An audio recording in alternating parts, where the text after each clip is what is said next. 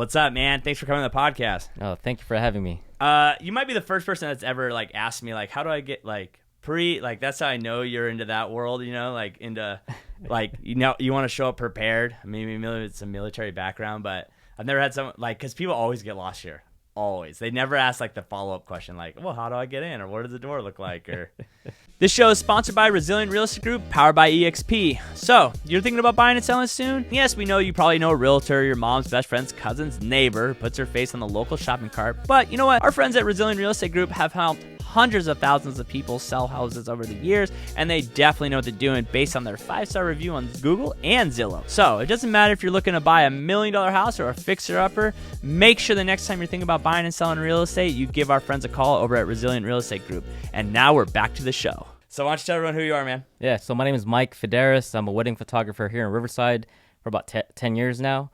And yeah, I've pretty much lived here for 10 plus years now, and I love it. For some reason, I love Riverside. It's kind of grown on me because I've lived all over the world. So, I've lived in Japan, Korea. Of course, I grew up in Philippines. So, but I think Riverside is just like, I kind of like that. Not such a big city, but it's still big enough that you could do a lot more things here. So, what part of Riverside are you in? So I live by UCR. Oh, by UCR, really there, close. Yeah. Riverside is definitely a gym, man. It's a lot bigger than people think. Like when you really start thinking about how big Riverside actually is, and how many zip codes, and how many people live here, and we have more people than Pittsburgh, and things like that, and then how long it's been around. You know, there's some like super like people have, there's some families been here since the 1800s. Like, it's pretty intense. Wow. Yeah, a little history for you right there. So what made you? So we talked before the podcast. So you're a military guy, then you got out. How many years did you serve? 4 years. 4 years. Yeah. That seems like I've had like 4 or 5 guys that like obviously have other businesses. And it's like 4 years is like the going rate. Like I got my 4, I got my 5. I was gung ho when I first started, and then I'm out. Yeah, I think you have to have the right mindset. I mean, especially in the Marine Corps, it's hardcore. Like everything you do, you're being like monitored. You gotta get a haircut every Sunday. It's just consistently every day. You got to PT, physical training every day. So there's a lot of things you have to do, and I think sometimes like I wanted to do something else after that. I got a chance to travel like to different countries, but I wanted to come back and kind of just do my own thing, and that's why I kind of just did 4 years. Yeah. Did you go straight into photography right after you got out? No, it took me a while. I mean, I always loved photography, but I think I did get my interest when I went to the military because I was in Japan and I wanted to kind of like photograph my travels. And so that's when like the initial like interest got going. And then when I came back is when I really got going here. Yeah. Yeah. What made you do weddings? So it was like around 2015, 2016. And when my cousin, it was their 10-year anniversary, and they wanted me to just photograph it. But I've been to weddings, but I've never photographed a wedding. So I wanted to do it like, do a good job on it. So I did a ton of YouTube education, just watched videos. And then I just got hooked from that wedding. I just started getting other bookings and like doing my own research, and just, you got that itch to do more. So from that point, it just kept going and going. And to this point, like my team, we do about like 70 a year now. Wow. So, yeah, we do, like, this past month, this month's October, we did 15 in September. What's your team? What does that look like? So, we have about 10 to 15. It's a group of, like, because we do photo and video, so a lot of them are local here. I do have some people, like, in L.A., just because we do some in L.A. and O.C., but most of the weddings I do is in Riverside. Yeah. Do you have your favorite spot to shoot here? Oh, man. It's hard because they're all amazing venues. Stop. Yeah, they're all pretty good, and just depending on like the people that I work with too. For me, it's really about like the staff because it makes my life easier. The people that are running the wedding. Yeah, running the weddings. I'd say like Citrus State Park. Oh. Yeah, it's Mission Inn is. I'm probably gonna get a lot of hate from this, but Mission Inn is a beautiful venue.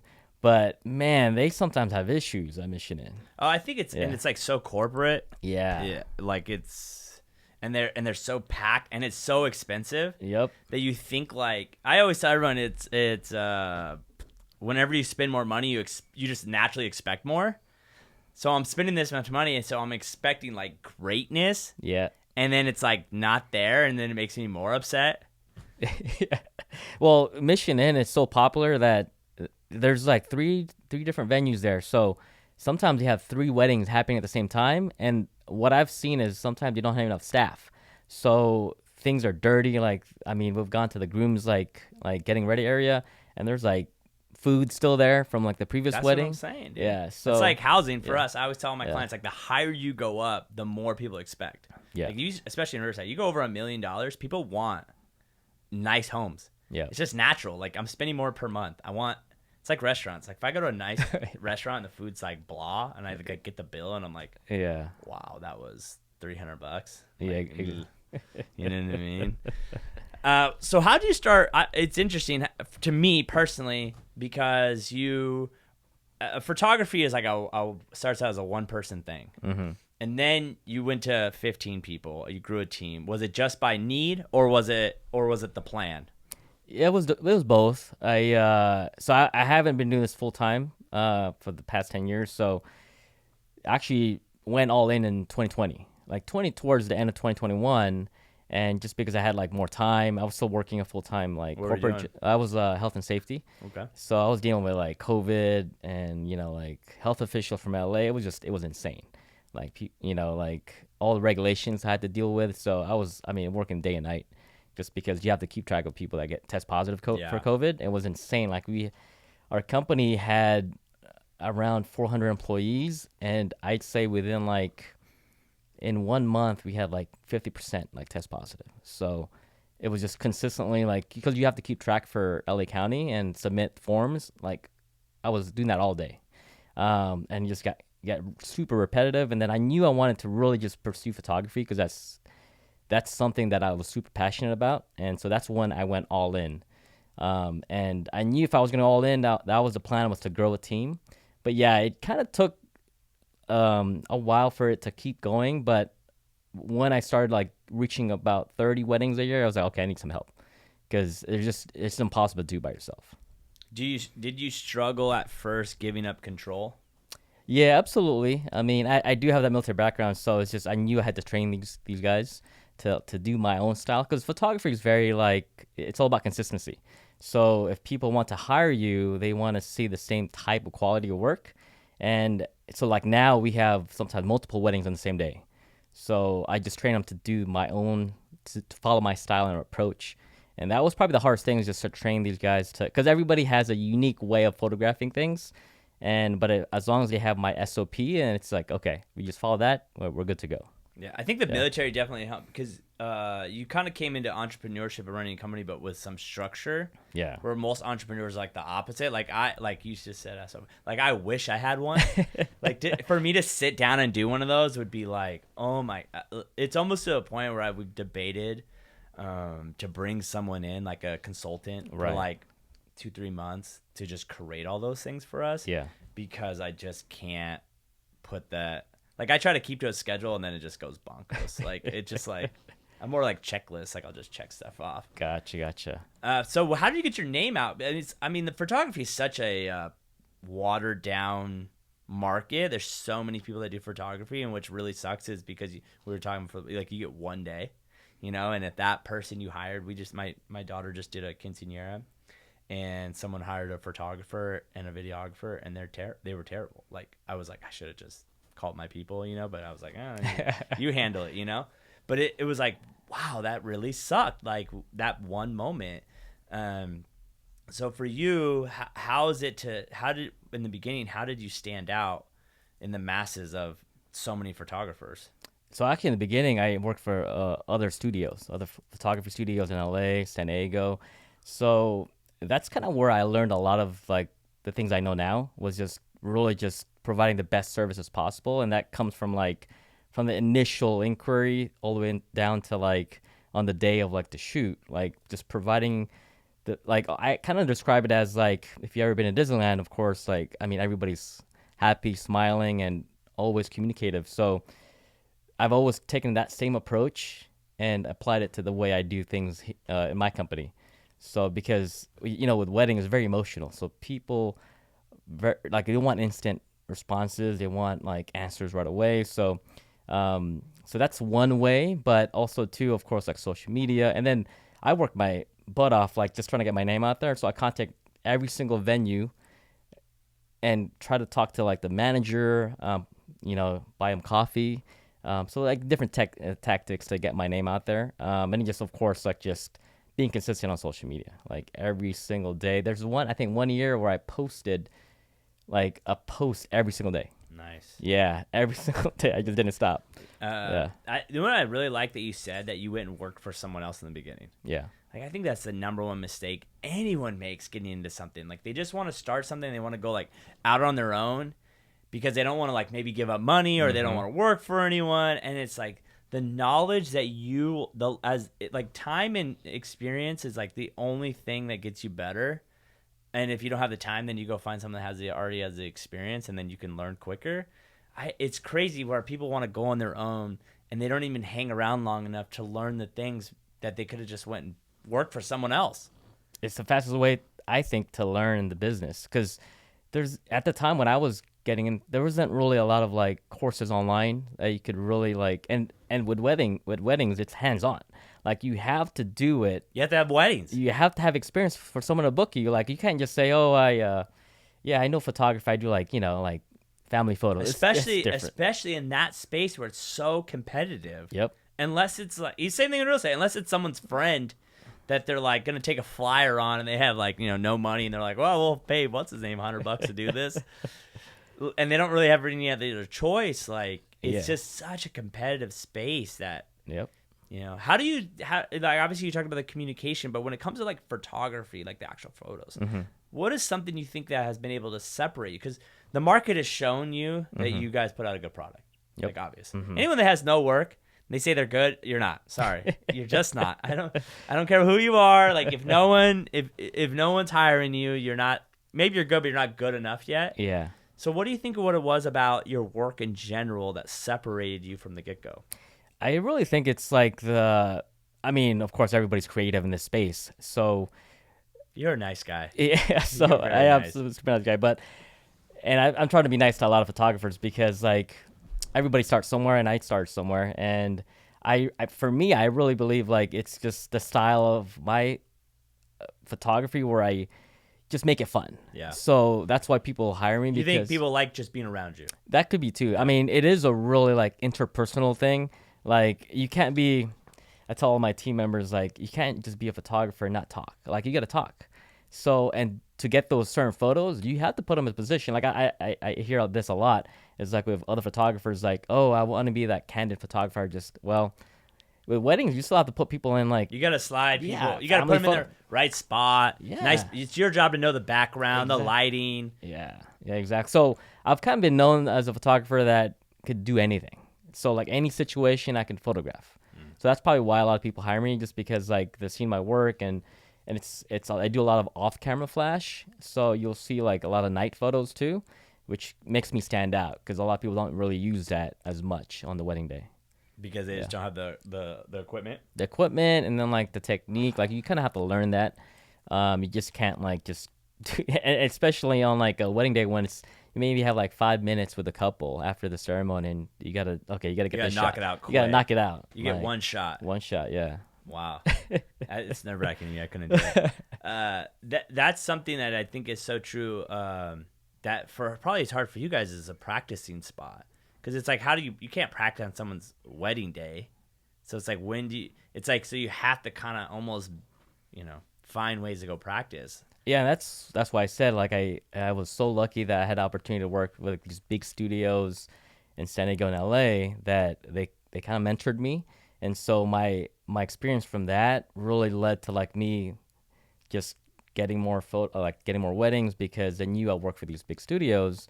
But yeah, like so their name puts you on the map. Yeah, puts me on the map. But going back to your question about like practice, like when I really wanted to do this because I want to put my mind on something, I really want to do it. So, and I was still working a full-time job. So what I did for like a whole year, I just took my camera with me every single day. Like my family would get super mad because like we would be in like the movies or like a restaurant. I would just take photos of everything. So like I think it is true to a certain point about like, if you want to be really good at something, you got to like do it for at least 10,000 hours or something. So it is true because like especially on a wedding day, like you can't be fooling around with your settings. You got to be like things happen so fast. You got to know what to do in that situation. And cameras are scary. Like, Yeah. obviously today, my guy's not here today. Yeah. I'm actually kind of freaking out a little bit because I'm like hoping that all the cameras are like, I get real nervous. Hopefully it's recording. Yeah. Oh, I've made a mistake one time where I didn't record that. And so, like, if you ever see me look, that's me triple checking myself. I get really nervous. But there's been times where people will see our work and think that I do it. So then they'll ask me, hey, can you come and shoot, I don't know, some outdoor thing for us? I'm like, I don't do this. Like, that's not what I do. I have a guy. And then he'll be busy, and maybe it's like a nonprofit. They don't have the money. Right. So I'll be like, all right, listen, I'll come try. I'll take, we have enough cameras. I'll take the camera. But, like, just, like, I'm calling him. I'm like, bro, the screen looks very blown out. Like, what do I do? And he's like, you need to do this, this, and this. You need to push it down. I'm like, so it's already maxed out. What do I do? And he's like, oh, you need to switch to this one. I'm like, I'm tired. Like, I'm like, oh my God, I'm tired. Because I'm so nervous. And then I give him the video. Normally it's video. I give him the video, and I'm just like, I always say, like, do you got enough to work with? He'll be like, well, it's not going to be a 90-second reel. It could be 20. Like, have you struggled? You've been doing this for 10 years now. Yeah. You're out of space. And obviously social media has changed things for a lot of things now. It's just everything's like a 90-second reel. Or So have you changed up your style of shooting more to based on the trends now, or how do you work with that space? I always follow the trends. I think it's important as like in our industry to kind of, because the reason why I say that is just a lot of the couples will ask me like, oh, have you seen that new TikTok? Like, I think it was 2 years ago with like the bride, where all the bridesmaids put their bouquets around the bride. And so like, I always try to stay like as like up to date to trends, because I want to be the source of the like the information. Yeah, because if you don't know what you're talking about, and then you're like, oh shit, now you're like looking up on TikTok over here. You're like, yeah, I got it. It gets tiring, man, because like there's so much things on TikTok and Instagram that like I just save it and I'll just watch it later. If I see something that I knew it's like trending, I'll save it. But yeah, I've seen it like, because I don't know if you remember, Instagram was just like people would just take photos with their food. You know, Bro, if I could go back to that, my God, if I could go back to you just posting what you ate for lunch, would be like the greatest thing in the world. It's so hard nowadays. Yep. Like I did a talk like 3 weeks ago on stage, and someone's like asked me a question, and I was like, the hard part about it is you need someone to edit your stuff, or you need to use Fiverr or something. Like, you can't, if you're busy, you don't have the time anymore. Yep. I don't have the time to throw the words on there. Exactly. And then, there's AI, but then it's like not done all right. And I got to create a thumbnail, and then I got to make sure it's shot in the right form. And then I got to like make sure it's under the 90 seconds. And I'm like, and none of this makes me money in this moment. Like, I have to have a guy. So you have a guy that does. Oh, I have a guy. All the Instagram stuff. Oh, every day. Nice. I've had a guy. I think I was a little bit ahead of the trend. I've had a guy for like 5 years now. Wow. And I used to do like daily vlogs. He'd follow me around with the camera. We used to do food vlogs like back in 17 and 18 and 19 and then COVID. I think I've seen those videos. Yeah, you guys were walking around. Yeah, we walk around and we used to do a lot of that stuff. It's just difficult out here because people get uncomfortable. Mm-hmm. People are not used to cameras. So people would always like kind of get weirded out. So we just kind of like, and then I used to have two guys. And then, COVID hit, so I let one guy go, and then he wanted to go do some other things. And so now it's like, we used to do this podcast in person. We used to go to like locations. Oh. But then it's time, like too much time is taken up. So there's a lot of changes that are gone, but I've had a guy for easily 5 years now. I go back and like Facebook will remind me every day how much I used to suck. So like the audio would be terrible. And now but then I always tell people like, if you have no job right now and have no money, you have plenty of time. I just don't have the time anymore. Yeah. Like, I got this podcast and another one, and you just saw me taking a phone call. So by the time I'm done with this one, I'm going to have to solve that problem. Plus, I got to go pick up kids later today at 2 o'clock. So there's all these moving parts that I'm blessed enough to have a person. That's awesome. Yeah. But it came back to the need. It became back like, I know this is important. I know it drives my business, but I don't have the personal time to do it anymore. Exactly.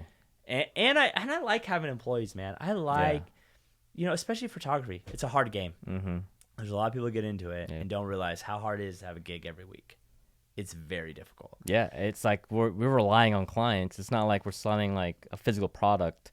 So like, advertising's important. I mean, staying active, because if you look at our clientele, I mean, our clientele is roughly between like 25 to like maybe late 30s.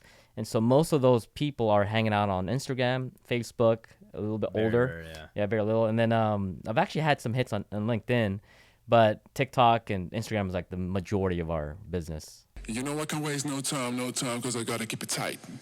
I'm in my bag, got my eyes on the price.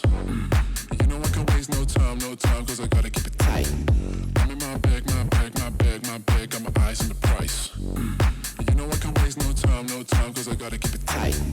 Give me the bass, give me the beat. I'm in my bag, this round is on me. Give me the bass, give me the beat. I'm in my bag, this round is on me. Give me the bass, give me the beat. I'm in my bag, this round is on me. Give me the bass, give me the beat. I'm in my bag, this round is on me. And that's the thing too, is like it's shifting. Like when I first started in this game, like and doing social, I mean, I think I'm at like 3,500 posts on Instagram. Wow. Just posts. Wow. So when people go like, how did it happen? I'm like, a lot of posting.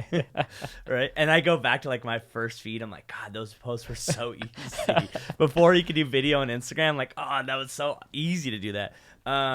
But it's like now it's shifted. Like Facebook, I could get people back in the day that were in my age group.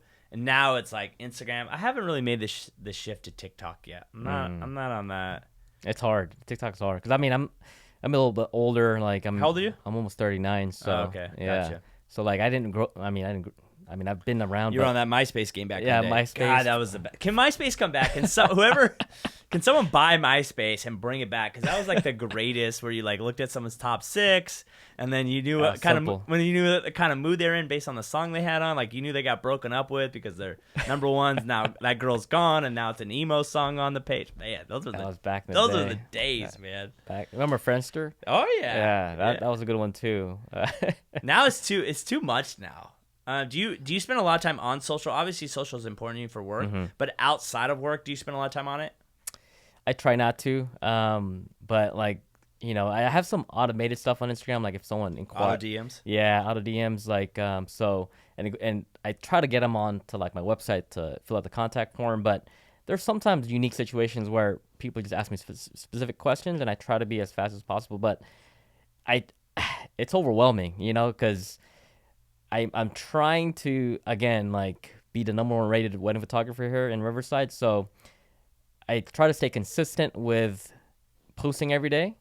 So sometimes what I do, I just post whatever's on my mind. Like I don't, like for the past, I think year, I don't schedule a post anymore. No. I just, if I did a wedding, I just post whatever is current, Do you post? Do you do both? Like we'll do both. We'll have like scheduled posts out for the month, but then I'll post things on my story. I kind of use the page as like kind of someone came to my page randomly. Yeah, they would know exactly who I am and what I do. But then my stories is like my day to day. Got it. That's kind of how I run things. Like I'll do like where I'm at lunch or if I'm mountain biking or a game. But like Saturday we're going to the Dodger game. Like I'm not gonna post like a post about the Dodger. Like I'll post a story, but I want my page. I'm very about my page being like, this is who I am. I'm a real estate agent. I run a podcast. This is, Oh, I 100% agree with that because I see a lot of photographers when they first start, and I did it in the beginning. It's like, okay, you post like, because there's so many genres of photography, and you post like you end up doing family photos, sports photography, and then like when someone goes on your page, right? If they're trying to pay you for something, they want to know you're specializing in one thing. So, and this is a tip for a lot of new photographers. Like, if you really want to specialize, if you want to really be successful, I think you got to niche in one thing. You got to go one genre. That's just the way it is. Like, people won't hire you if they're gonna pay you $5,000 for a wedding. They don't want to see like boudoir photos. Yeah. Well, and then too, it's like we just talked about like the mission or whatever. It's like the cost goes up. Yeah. The more expert you want. Exactly. So if you're not like, people always ask me like, how do you change like price points or how do you charge more? Because our industry is, you have to negotiate your terms. And people go like, well, how do you always get the number you want? I'm like, yeah, not always I get it. Sometimes I don't, but it's like I make them feel like I'm such an expert that they don't mind paying that. I don't think people care about money, honestly. Yeah. But let me ask you this. Yeah. Like, so when, let's say you have like someone that contacts you, right? And there's like, like the most expensive house in Riverside, Sure. right?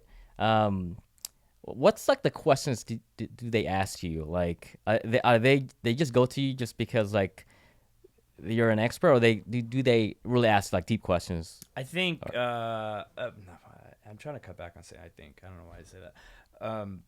It all matters the client base. Okay.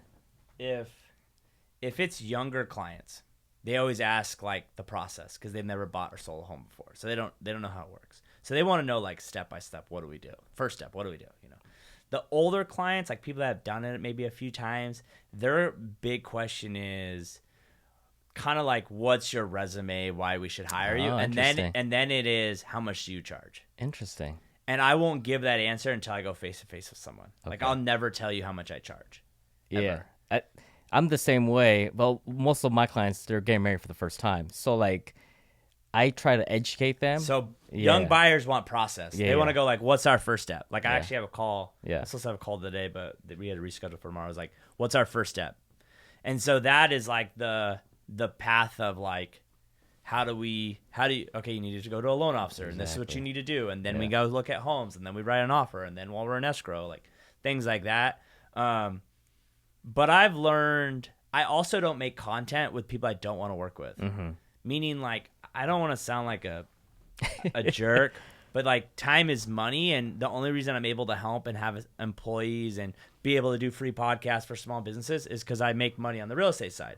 And time is where every dollar or every minute that goes by or hour that goes by, there's a cost to that hour for me. Exactly. And if you break down how much you make a year, you then have to figure out how much your time is worth. And that's what people don't ever think about is, well, how much do I make an hour? And then how much do I want to make an hour? So for me, I'm very short with people who are not a client. And what I mean by that is like for you wouldn't probably go back with someone if they're like, hey, I want to ask you more about, your wedding, for, how much you charge for a wedding and the things you do. Like if someone's like, I'm about to get engaged. Okay. They're engaged. That's probably your number one client. Then I'm about to get engaged. You're like, okay, I'll talk to that person. But if the person's like, no, I'm single. I don't even have a girlfriend yet. You're like, well, you're not even a clientele to me. Like same thing with me. Like when people are like, oh, I want to do down payment assistance, Section 8 selling. Like I just know that person cannot buy a house, or I don't have a job, or my credit score is 400. So what I try to do in the beginning is ask questions to see if they're actually a legitimate client, and then go from there. That makes sense. Because it's just a lot of people everyone wants to buy a house, but not everyone can buy a house, and it's my job to be as honest as possible to that person, not to give them hope, and tell them exactly what they need to get in the position to buy. Yeah. So for you, it'd be like, you know what? Download Bumble, right? Start swiping, match with someone, then go to coffee, and then, if you like them, date them a little bit longer, and then propose, and then call me, right? So yeah, that's what people ask me kind of questions is like that. But I also, like I said, like I've also built my type of content around the people I want to work with. Yeah. Because and not everyone wants to work with me, and that's okay too. Like I'm not everyone's cup of tea, just like you're not everyone's cup of tea. Exactly. And there's probably some weddings you don't want to shoot, and especially now you're in a position to say no. Like it's a great feeling to say no. Or hey, you don't mean like, hey, this is my price. Well, like we can't afford that. Well, it's hard, but it's part of the game. Yeah, like you said earlier about I think you were talking about prices, right? Like if someone like you don't post your costs. Yeah. So I'm the same way, just because like I want clients to book me because they like my work. And so I'm a little bit more, probably one of the most expensive photographers here in Riverside. So my prices are not on my website. So they have to fill out the contact form to talk to me. Yeah. And so that's like the first screening. If you don't want to take the time to put the paperwork in, yeah, then you're not my client. You're not. It's like people that won't get their paperwork to a lender. I would say, like, I'm not showing you houses if I don't know how much you can afford. And if you don't want to do the first step, and sometimes I've lost clients because of that, and then I saw them buy with someone like 8 months later, and it's like, well, I didn't waste 8 months of my life that I maybe did way more with. For you, what do you say to people? What's your line or what's your statement when someone asks you your price over the phone? What do you go with? Like, what do you if someone's like calls you and they're like, hey, how much do you charge? Oh, yeah. So I have two different answers for that. first, like I don't even tell them the price yet. So first I was like, well, let me check your wedding date if I'm available first. Like it. Yeah, because I don't want them to waste their time, right? Because we talk for an hour and then they tell me I'm their date and I'm fully booked. And so this, like, I guess the second part to that question, or my answer is, well, let's book another time to talk, and I'll explain everything to you because I want to make sure we're the right fit. So I never try to give the price right unless they're very insistent, because there are some people like that called me is like, That's all they care about. all I want is price. I was like, okay, I'll give you my starting price, but I can't fully give you like an explanation why I charge this price in a 5-minute call. Like it just doesn't work like that. It's tough, man. And that's, do you call places? I always love asking this question to people. Do you call people and ask for price right away or no? What do you mean, like when you're calling? No, when you're calling something for yourself. Oh, do you ask for price over the phone? Well, if I could just look it up on Google, I'll look it up. But most of the time I do actually. But I get it. Like if you don't want to tell me the price like over the phone, then that's fine. Like then we can have a call or something. So but it's funny because we also do it. It's almost like a game. I feel like it is, because it's like, okay, the person on the other side of the phone, is your job to push back on that question or convince me to work with you or whatever. It's like, it's almost like, all right, let's see your game for a second. Let's see how you answer this question. Yeah, I do it all the time. Like I tell people all straight up. I'm like, well, this is what we're gonna do, and then I'm like, okay, let's see what they say. Yeah, yeah, that's true. It is because it comes down to price for value. Like if I see the value there, I'll pay the price. I don't really, like I'm about to buy a new whiteboard for like 5 G's, and someone's like, why would you spend that much more on your digital whiteboard? I'm like, because I like the one I have. I just feel like it's too small. Yeah. The value is there, and if that's what it costs, that's what it costs. Who am I to determine what it costs? That person's telling me they must.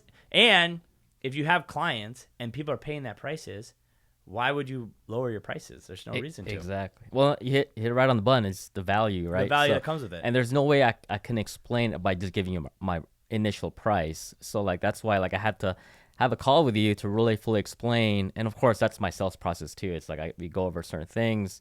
And then eventually, like, I try not to get off the phone until I completely, like, exhaust all, like, questions I need to ask them.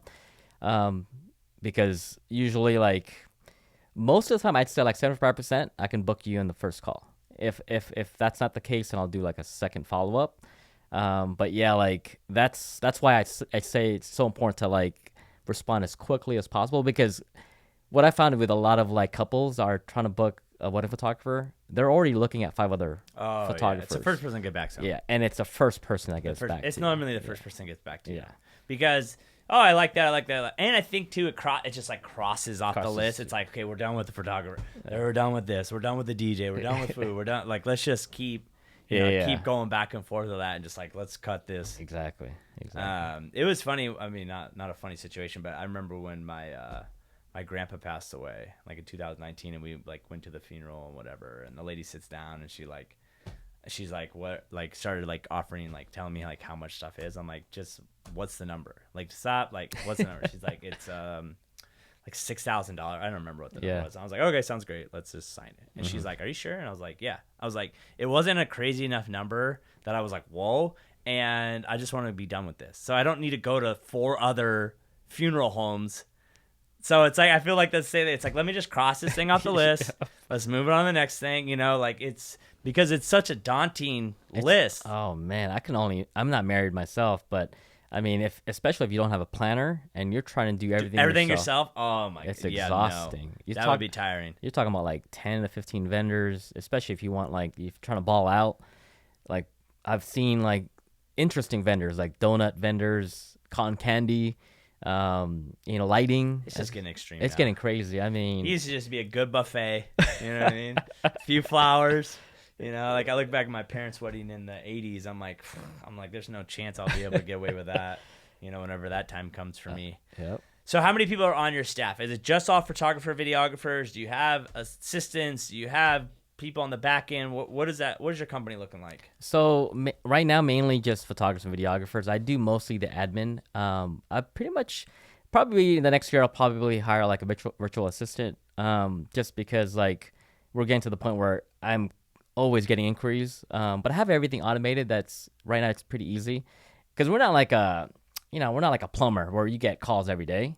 So because it's weddings. It's not like we do a ton here in Riverside, but it's not like we're like you see an influx in seasons. It's changed over the years. Like is winter an influx for spring? Like when do you see the influx of inquiries? The influx definitely January for me. That's when people contact me the most, and usually they book out like 8 to 12 months. But yeah, when January, like after New Year's hits, it's insane. It's game on. It's game on, yeah. Because everybody's on vacation in December and New Year's, so then like once they get back, it's like, okay, we're gonna start like contacting all the vendors. So interesting. Yeah. Have you had to fire any of your photographers after bad work? Yeah. How was the first person you fired? Was it tough? Well, actually, one of them, we were supposed to go to San Diego, and luckily I had 2 shooters that was scheduled to go. And one of them just didn't even show up. Like, we're supposed to carpool. Isn't that crazy? Yeah, I just didn't show up. And I called, texted, like, where you at? No response. I'm like, okay. Like, well, it is crazy that people don't just like have and this is maybe human nature and maybe why we're a little bit different in my background and your background. It's like, just tell me no, or just tell me what's up, or just say, hey, listen, I had a better opportunity come this way. Like, okay. Like, I'm not mad. That's like, I always tell people, I'm like, when people don't hire us, I'm like, I'm not mad that you didn't hire me. Like, whatever. Like, maybe someone offered you cheaper. Maybe you have a better relationship with that person. I don't know. But so people that just like ghost me, and I'm like, I have to do my job to follow up with you. So I'm following up. Just send me an email. Thank you for the email, but we went with someone else. I even write sometimes in the emails, like, if you hired someone else, I will not be upset. Just please let me know so I can stop following up with you. And some people still don't respond. Wow. Isn't that crazy? That's crazy. Well, I'm the same way because I come from, like, I've been this even before the military. Just be honest with me. I don't care. Like, I totally understand. If something happens and you have to move on, but give me enough advance notice that I need to plan for that. And so, like, the people I'm very picky now who I choose. But yeah, it's tough when, like, just you don't get a response or they don't tell you. Because then you're like, okay, do I keep following up? Yeah. Because I don't want to lose the deal. Yeah. But then it's the deal already dead. I just don't even know about it. Like, it is. Sales is tough, man. I always say, like, in some countries you have to go to the military. Like, I think you should be like a server. Like, in America, you should be like a server for a year. And then you need to go, like, get into sales. Like, I don't even know, like, maybe, like, cell phone sales. Like, something that's so grimy, like, door-to-door. Everyone should have to do door-to-door sales. Oh, man, well, my family knows me because I've had tons of jobs. Just that's why I kind of got into photography, because I think this is one thing I really love. But when I was in high school, I lived in Oxnard, so they had a Ventura County Star newspaper.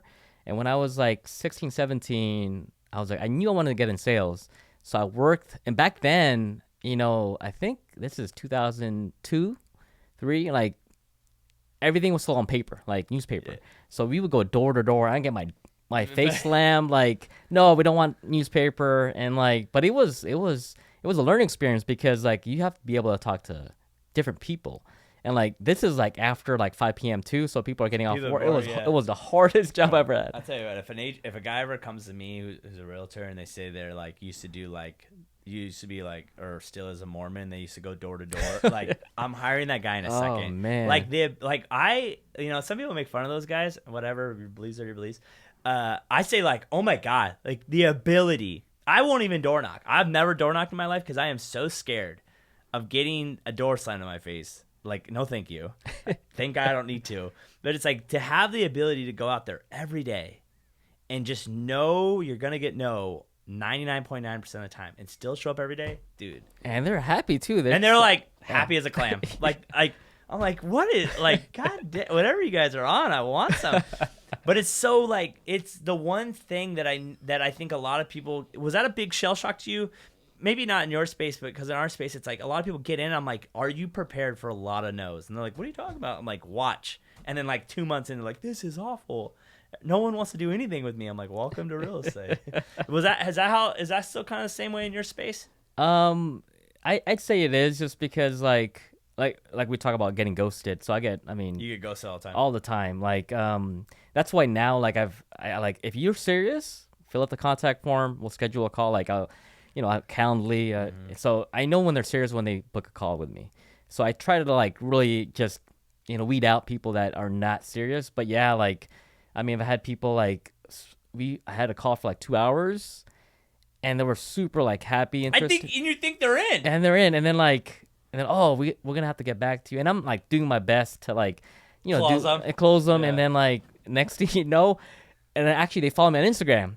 So, and I knew like their wedding was coming up, and then I see that they had booked another photographer. I'm like, and I know that photographer. So. Dude, I love it. Like, I'll be on Instagram and I'll be like, well, they didn't hire me. Keep going. You're like, dang it. Yeah. It's just one of those things. Like, I told people the other day, like, someone asked me, like, how does that feel? I'm like, I just keep scrolling. You know I can waste no time, cause I gotta keep it tight. I'm in my bag, got my eyes on the price.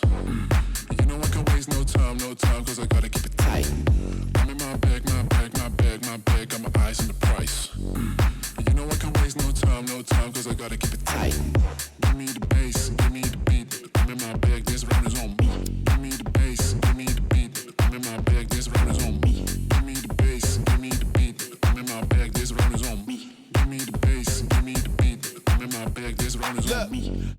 But the hard part about it is in our world, like, they might buy and sell in the future, so I gotta have to keep everything copacetic. Yeah. Maybe divorce is 50% now, so there might be another run back. So, do you feel like the people that come off your Instagram page are more easier to be closed because they've already like done their research on you? Yeah, I've had a client that actually called me, and I didn't know they were from Instagram. And the reason why they booked me is because I was more active on Instagram than the other photographer. It's very important. Yeah. I try to tell people all the time, like, you lack of posting, because some people are scared of, like, posting too much because that might affect their brand or whatever. And I say, like, don't forget, lack of posting also creates a brand. It creates that you're inconsistent. The people don't think you're busy. And then it's like, they don't think you're busy. They don't think you're good. And that means they don't think, like I tell you, like, if you're not posting in our world, like, just listed, just sold, and escrows, people are not going to want to work with you because they don't think anyone else is. It's human nature. They want people to want to work with people that other people have already picked. It's like they've tested the water out. I think that's very true. They really want people that, like, they see that they're doing the thing, like, every day. Like, that's full time. Yeah, and I always listen to my clients because they really give me good feedback, and like that's like what I said with that one client. The reason why they chose me is because, like, I was very consistent every week. The other photographer had great work, but he hadn't posted in 2 months. Dude. So then you think, like, are they still in the business? Exactly, yeah. It's crazy. Like, I have a little bit of anxiety where I took a 2-month break from, like, making content, and I was like I needed the mental break from shooting coming up with the ideas. But I was like, man, will people think I'm I quit? Or I mean, I would be shocked if people think that I'm not in, but like, I was like, what if someone thinks that I don't do business anymore?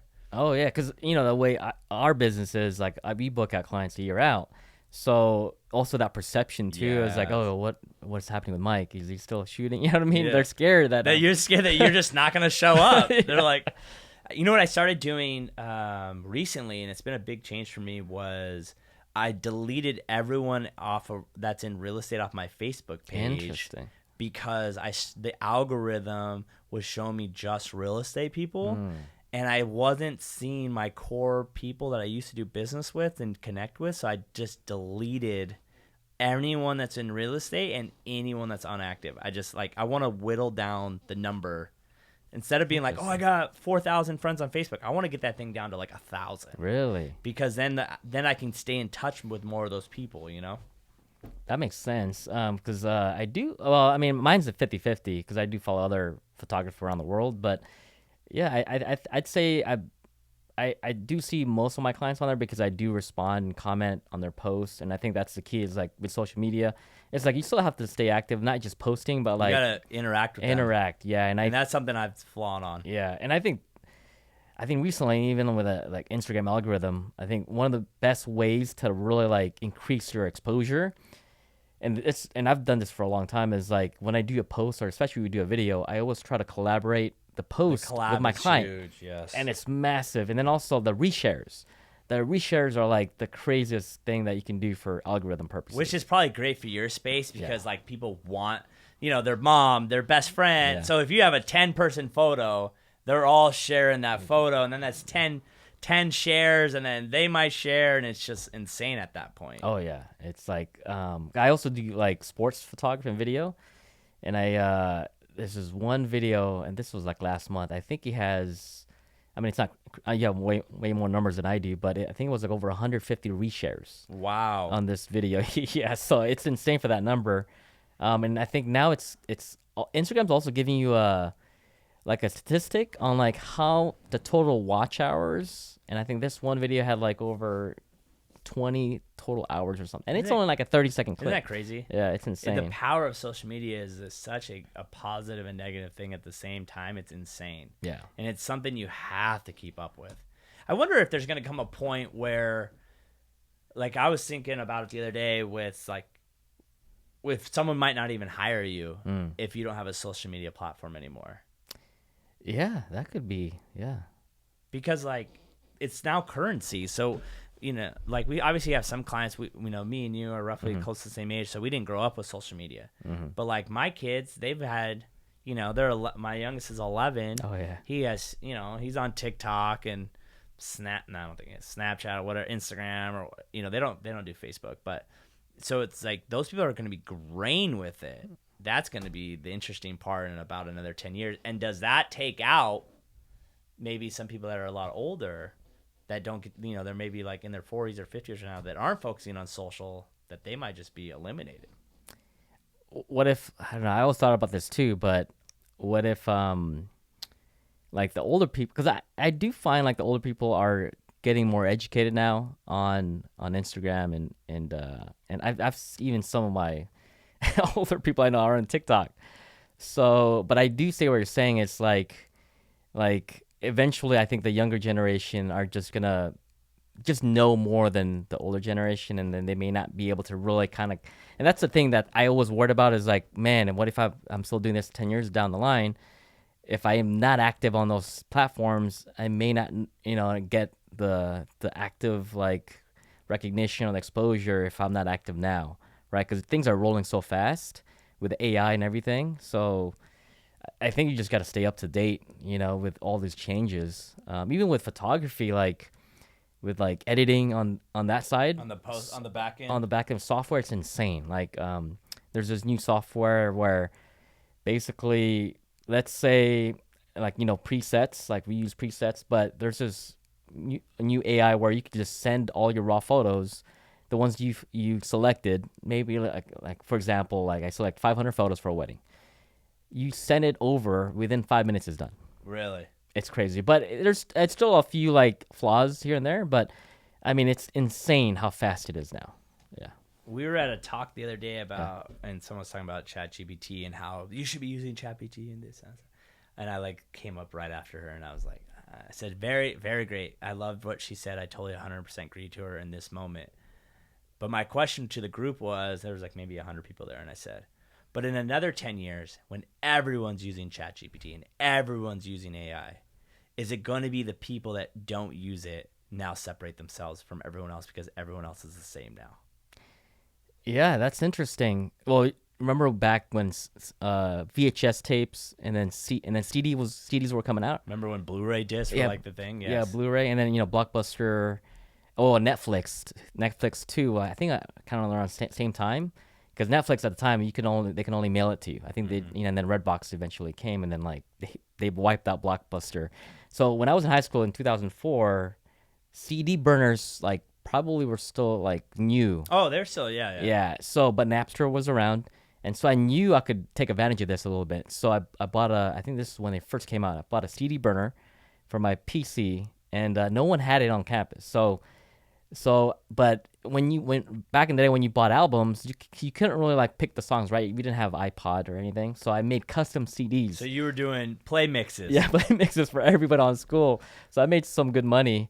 But yeah, that's the thing. Like you gotta adapt to the changes. If you're not, business is gonna go down. You go bankrupt. That's even something we're doing right now. Like I'm about to buy a new drone. Yeah. just because the new DJIs, like you can shoot a vertical. Yep. And it sounds so stupid, and people might think, what's the point? But I'm literally gonna buy. I think like I can get I don't need like a big dog, but I think because I like the minis because I can fly them anywhere. Yeah. So I have a mini right now, and then I have an Air 2. Yeah. So I'm like, all right, so I'm gonna have to sell 2 drones because they're worth nothing now. To then be able to the new one. Get pay maybe half of a mini, but just so I can have photos of houses that fit well on Instagram stories.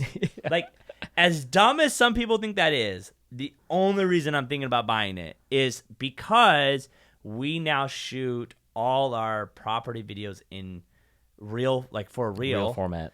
So it's janky that the drone is not a real style. So we're buying a $700 drone just for probably 2 seconds or 3 seconds a house. Oh, that makes so much sense. Right? Yeah, that makes so much sense. But some people think it's so crazy. Like, you're like my girlfriend, she's like, you're going to sell these 2 drones for literally nothing because they're not worth anything. That's what sucks about technology. To buy this one just for 2 seconds a house, I'm like, yep. Oh, you're ahead of the game. Yeah. 100%. Yeah. What camera do you, I'm a big camera nerd, so what camera do you shoot on? So I have a ton of cameras. What's your go-to? So it's a Canon R3. Oh, okay. Yeah. Okay, I'm not Canon. So that's a $6,000 camera. I know how much it is. I'm not a big Canon But guy. I have a R5, which is like, like the bread and butter for a lot of like high-end megapixel. And then I have the original R6. I have the R6 Mark II. Why are you a Canon guy? I just had Canon I actually started with Sony. You're a Sony guy? Initially, Yeah. when I was doing YouTube videos, just because it was just... They have good video. Yeah, good video content. I mean, quality. But eventually, like, when I met, like, other photographers, the colors from Canon was Canon's colors are really nice. It's just really nice. And I like Canons for photography, for photos. Don't like them for video.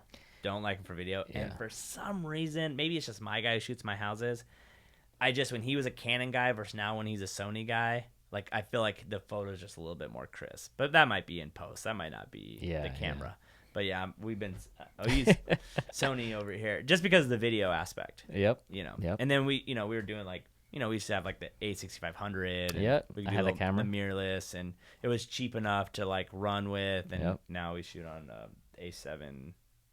A7 IV? 3. Yeah. Yeah. We just don't need. But the full sensor is very important. Yep. Half sensors. Yeah. Unless you're like really like if you're not really into it and you want to test the waters out, I have one above my desk. I always tell people like buy that one. If you're just gonna like shoot every once in a while, do that. But if you're gonna like shoot or do video, like do the big dogs. Yeah. And one advice for a lot of new photographers, if you're starting out, like you don't even have to buy the camera. You can rent the camera. Oh yeah. Yeah. And a lot of that's what I did for a long time because they're very expensive, right? So like I can't just shell out like $3,000 to $4,000 for like when I'm just starting out. So I just rented a ton of my gear when I first started. And then nowadays, like you could get like the A7 III is not the 4, but it's good. It's freaking good really enough. Good. Just go on Facebook Marketplace and buy used. Just buy the used camera and you'll be perfectly fine. Oh yeah. Even I've actually shot weddings in I don't know if you're familiar with the original Canon 5D. Oh yeah. So I've shot those things are heavy. Yeah. So I've actually shot weddings with that original 5D Mark I. And it's only like, I think, 12 megapixel. Yeah. But the colors are amazing. That thing was a beast. That thing is so heavy, especially if you put like the extra battery on the bottom. That's one thing I also don't think people process is like cameras can get so heavy. Like my Adrian has like a cage and then a monitor on top and then a big extra battery. I'm like, bro, I can't even. My back hurts from this thing. Yeah, with mirrorless now, when those came out, I was like, oh my, I'm gonna switch over because I mean you're looking at like 8-hour days that we're holding cameras. They're so much lighter. It's so much lighter. Even the lenses are much lighter now, and it's just easier for my body to take now. They're super heavy, especially if you're someone doing video and you're carrying around a freaking gimbal the whole time. Yep. Which I hate gimbals. Like they're so hard to like get going and do that. Do you go through a lot of tech? Are you a tech nerd? Do you buy a lot of cameras that you don't need? Or initially I was. I've gone through so many cameras and I've bought and sold. Like if I don't use it, I'll sell it. Like I've gone through the 5D Mark 1, 2, 3, 4, and I've sold all those DSLRs. Now I'm all mirrorless now. I've used Sony's too, but if it's gonna change the way if it's gonna make me more efficient, I'm gonna buy that camera. Efficiency is It's the key for like being productive on the wedding day, because like, for example, like sometimes I actually shoot photo and video at the same time. Like I've had situations like that where I just need to get extra footage.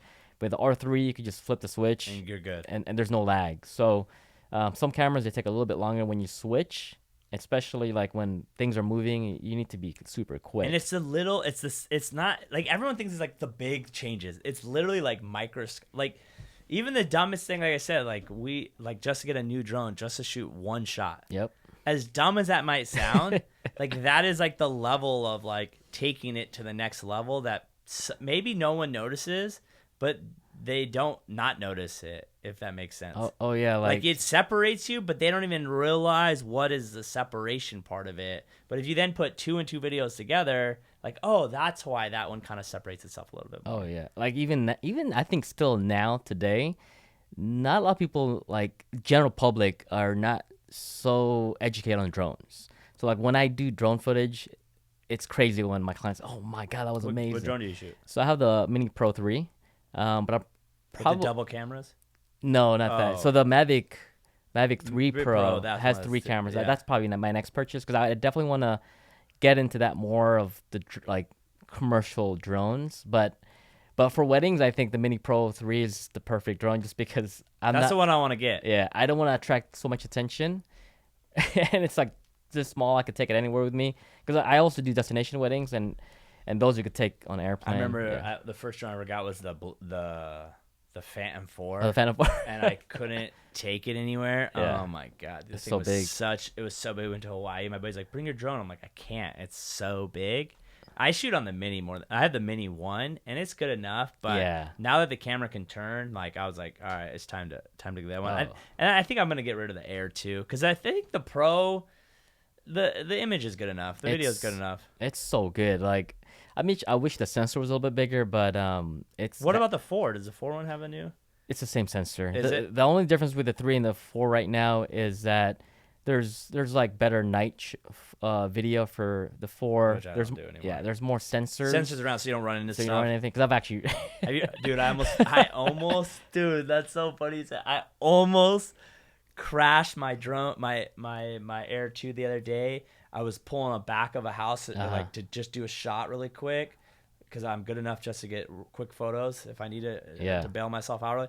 And as I'm coming up, there's like a freaking power line. Like I didn't see it because it was like behind the house, and I went, "Ooh!" And I was like, "Oh my god!" I was literally a foot away from just running into a freaking power line. Oh my lord! What did you run yours into? So I was up in Idlewild. We were doing an engagement session, and you know the sensors, they're really bad when you go back. So, and I was trying to do this one thing where like I'm going as fast as possible. Back. The couple's like in front, and I'm just going backwards to these trees. But I clipped one of the branches, and it actually spin like 360, and it broke one of the propellers. But that thing it's a beast. They just I kept just put it back on, and then went back.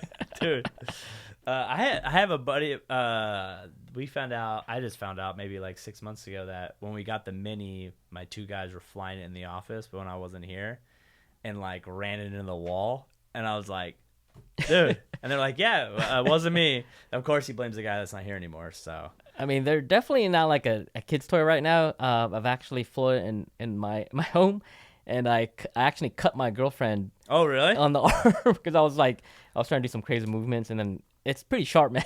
Dude, and they're spinning so fast. Yeah.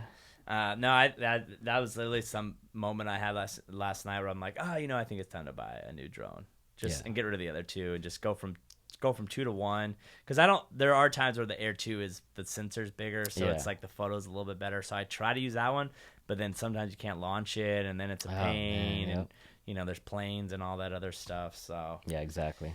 Well, so for you, if we're sitting down in a year, say this time next year, what would be a successful year for you in the business? And my goal is next year is to do 100 weddings. I mean, we do a ton of other stuff too, like we do king says, corporate events. But our 90% of our business is from weddings, so like my definitely goal for next year is to do 100, but down the line, even further in the next 5 years, is to really just be that luxury wedding photographer where I just want to travel, like destination weddings. My guy that shoots Yeah. my houses, he was a wedding guy, and then he got into housing because he's like, well, weddings are on the weekends. Like, I shoot, whatever. And, I mean, some people have paid him to go to Japan and shoot and Hawaii to shoot and this place to shoot. And, like, I see his work, and I love him to death. He's the only guy that will shoot my houses. I'm like, you're great, but I wouldn't pay you that much to go. Like, he's like, dude. I'm like, I don't know. Like, but they say, like, but then it's funny. Then we have that quinceañera party, and the photos and videos suck. And I'm like, I would have paid him to do it. Yep. Because it's, like, one moment, and you don't know until afterwards. Yeah. And then it's already, like, too late. Too late. What are you going to do then? Have you ever lost film? Like, you ever accidentally deleted something? I have never lost. Oh. I just I coming back from the military background, so I back up everything to 3 different hard drives. I'm a little bit anal like that. You don't go to the cloud or anything? Right now I don't, just because like I've had situations where I lost internet, and then so I prefer having stuff on like hard disks. And also too, I have a bunch of SD cards. I don't completely reformat it until I'm done. So I'm a little bit like just always worried, because you know how it is. I would hate to lose a wedding photos. So- Adrian one time lost his hard drive broke. He lost a music video that they shot in like Mexico, and he's man. like, what are we gonna do?" And so I think luckily he like shipped it off, and someone fixed it.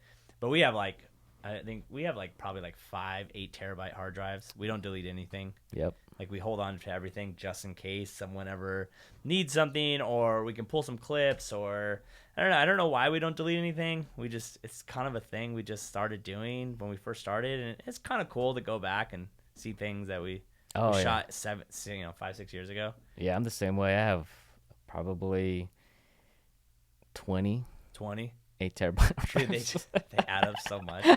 Adrian's like, we need another 8. And I'm like, dude, I just got this thing. He's like, I know. 4K eats up a lot of space. We won't even shoot 4K anymore. Like, I'm like, dude, for the this podcast? stuff, yeah, no. Okay. The only time we shoot 4K is if we only have one camera setup. We need to like cut in. Okay. We'll crop in, crop out. But other than that, no. Oh yeah. It's funny. I went out there right now to get that thing, and my other camera got here, so perfect.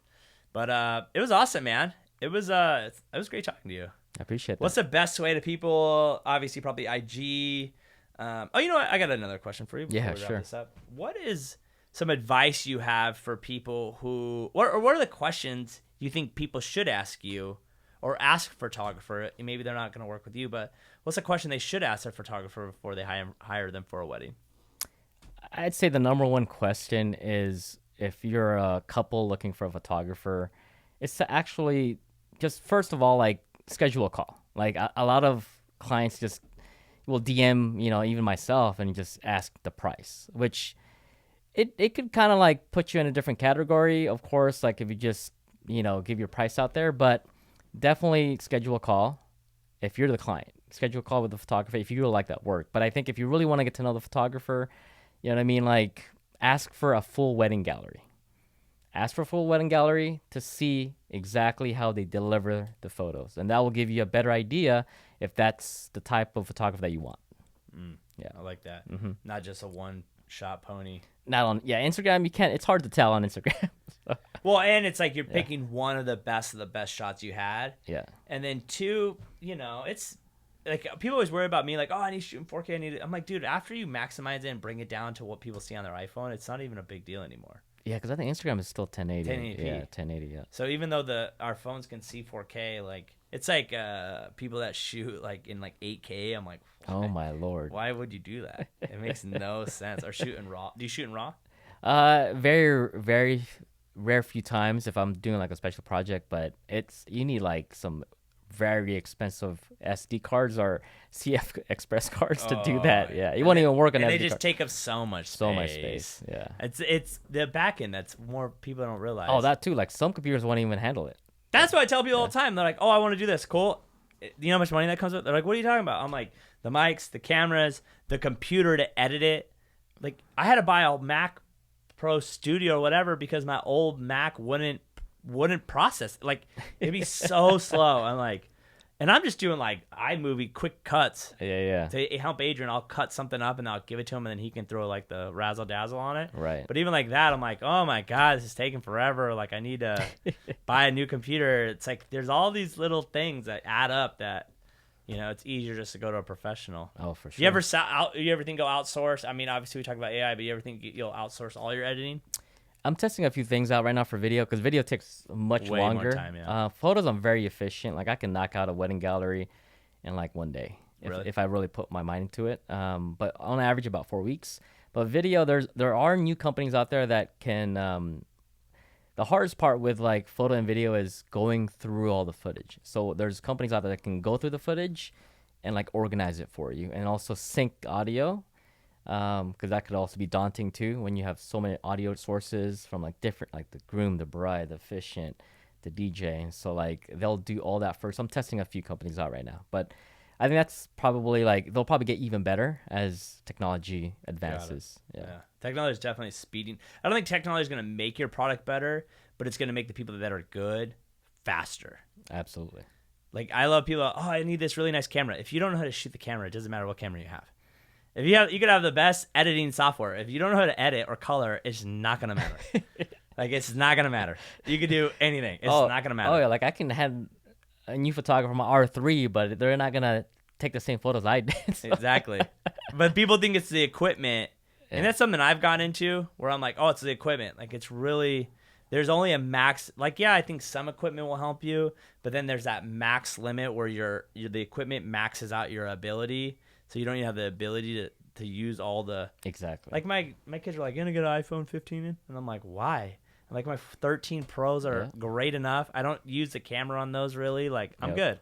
I don't need to go spend $1,200 on phones for no reason. So awesome, man. Awesome. Oh, what's your Instagram? Sorry. Yeah. So you guys can follow me on Instagram at Photos by Mikey. It's FOTOS by Mikey. Awesome, man. Make sure it'll be in the show notes. Check him out. Please share the podcast. Appreciate your time, man. Yeah. Thank you so much for having me. Yeah. Until next time. Peace.